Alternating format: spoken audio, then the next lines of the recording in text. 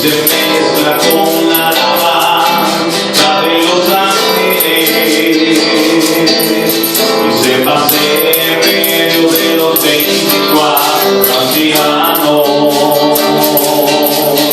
y las manos del Altísimo se moverán a tu favor. Por relámpago del trono te proclama vencedor, y tu abrazo a los brazos de Jesús.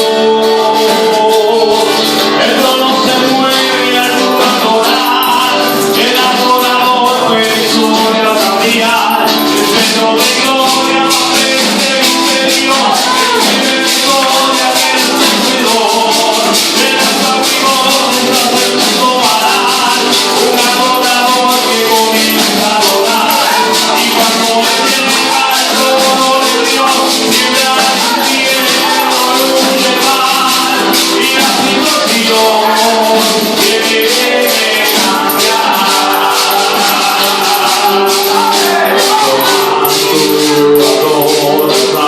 Tu Dios,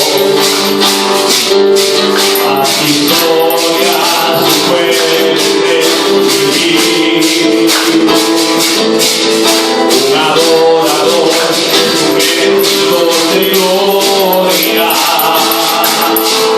quien adora tiene Cristo al vivir. Y las manos del Altísimo se